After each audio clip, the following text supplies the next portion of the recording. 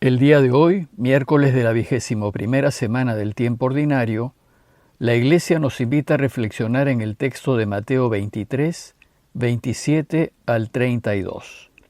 El texto dice así: Jesús habló diciendo: «Ay de ustedes, escribas y fariseos hipócritas, que parecen sepulcros blanqueados, hermosos por fuera, pero por dentro lleno de huesos de muertos y de podredumbre. Así también son ustedes.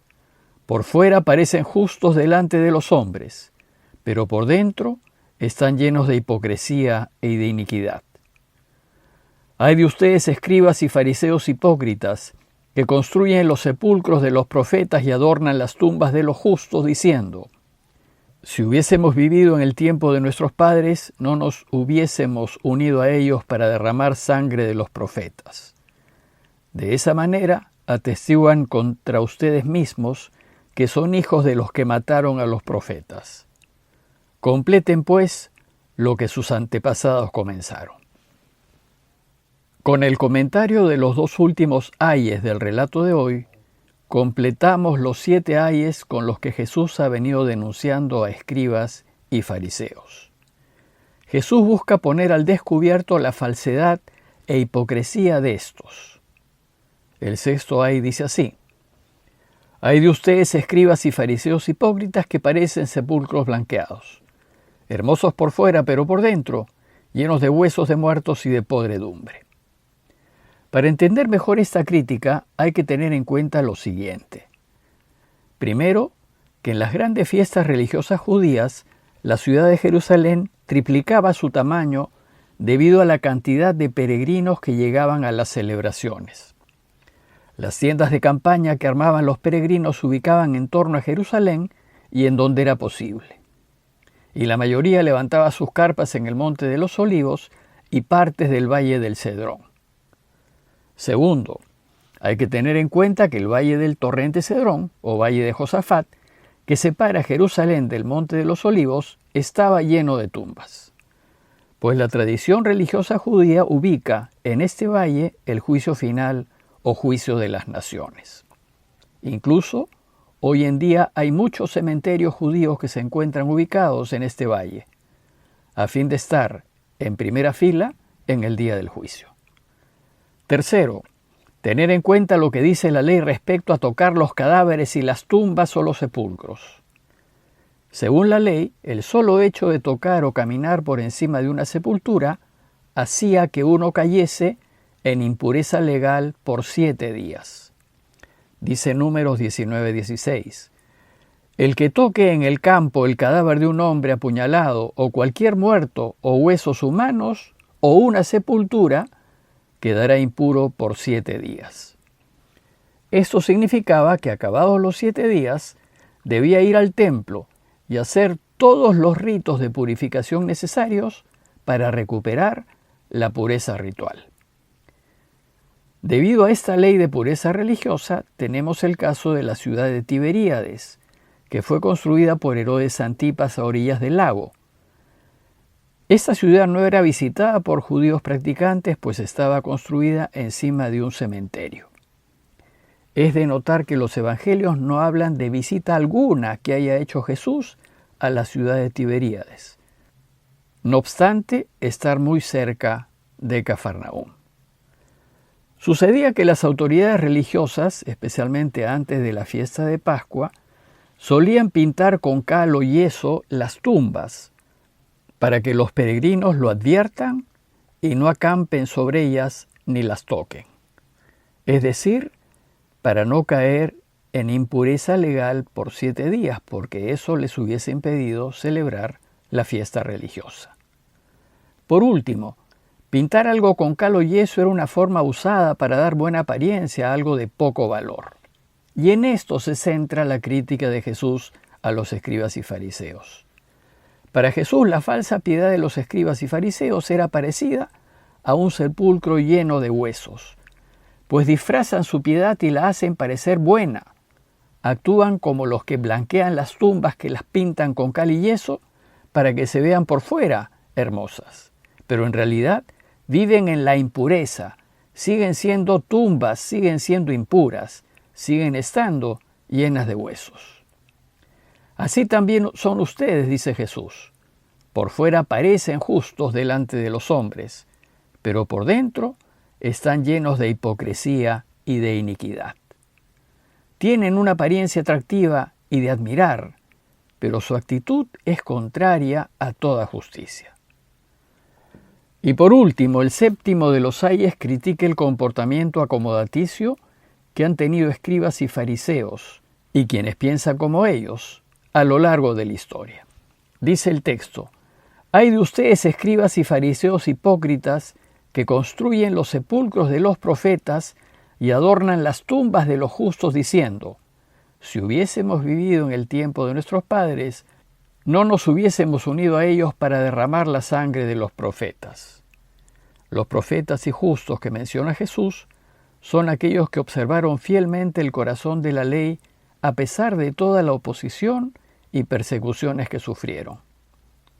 Los escribas y fariseos dicen honrar a los profetas, y para ellos les construyen hermosas tumbas y monumentos, es decir, los canonizan, pero son descendientes de los mismos que los mataron. El problema no es que honren a los profetas y justos, sino que en la práctica siguen comportándose como sus antepasados. No hacen caso a los mensajes de los profetas y no viven verdaderamente la ley de Moisés.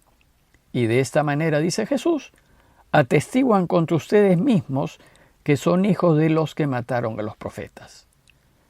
Finalmente Jesús los desafía diciéndoles: completen pues lo que sus antepasados comenzaron. Y con esto alude a su propia muerte, pues así como sus antepasados mataron profetas y justos, ahora les toca a ellos hacer lo mismo con él. A manera de conclusión, los invito a reflexionar en este conjunto de ayes y preguntarnos sobre nuestra consecuencia de vida. Es decir, si vivimos como decimos que hay que vivir y si hacemos lo que decimos que hay que hacer. Pues el camino de Jesús nos exige autenticidad de vida. Hoy deseo terminar esta reflexión de las críticas del capítulo 23 con una nota más bien de estudio, de enseñanza, y pido disculpas por ello, pero creo que puede ayudar. Esta nota final es para compartir con ustedes, con un ejemplo concreto, en este caso el verso 14 de este capítulo, cómo es que ha llegado a nosotros el texto bíblico que usamos. Si se fijan en sus Biblias, de buenas ediciones y hechas por un equipo de expertos, no van a encontrar el verso 14 de este capítulo. ¿Qué ha pasado? ¿Por qué no está? Resulta que el texto original de la Biblia, y me voy a limitar al Nuevo Testamento, no existe. Los textos originales de los Evangelios y de las cartas de Pablo se perdieron en la historia hace cerca de 2000 años. En ese tiempo, cuando la imprenta no existía, los libros se copiaban a mano, y las comunidades cristianas hicieron muchas copias y copias de los Evangelios y de las cartas. Y estas copias, como se hicieron a mano, suelen tener errores. Se saltan alguna palabra, no copian alguna palabra o línea, o algún copista se emociona y cambia, corrige o añade su cosecha, etc. Entonces, ¿cómo se llegó al texto bíblico que usamos? El texto bíblico que usamos es un texto de consenso. Las copias que tenemos y que se conservan en los grandes museos, como el del Vaticano, son copias de copias. Las más antiguas son del siglo III y más abundantes las del siglo IV. Los investigadores de las principales denominaciones cristianas, pues es un trabajo en conjunto que se hace, toman las copias que existen, las más antiguas y que están en griego, y aplicando una serie de criterios científicos, se deciden por aquella palabra o frase que debería ser la más cercana al original. Hacer esto es toda una ciencia y requiere de especialización y de muchos años de estudio. Finalmente, los especialistas acuerdan el texto más confiable. Este texto de consenso que se obtiene, en griego, se convierte en una especie de original y desde él se hacen las traducciones a otros idiomas. Y si se llegase a descubrir un nuevo manuscrito, el texto de consenso se tendría que revisar. Bueno, pues el verso 14 es un octavo ay, y dice así: Ay de ustedes, maestros de la ley y fariseos hipócritas, que devoran los bienes de las viudas con el pretexto de largas oraciones. Por eso tendrán un juicio muy riguroso. Como ven, se trata de una variación del mismo tema que Jesús ha venido criticando. Y salvo la circunstancia, no añade nada nuevo a lo que ya ha criticado. ¿Y por qué este verso no se incluyó en el texto de consenso? Porque si bien aparece en algunos manuscritos, no aparece en los principales y más confiables. Entonces, lo que hacen las traducciones serias de la Biblia es poner una nota en el texto para que el lector sepa qué ha pasado con este verso. Parroquia de Fátima, Miraflores, Lima.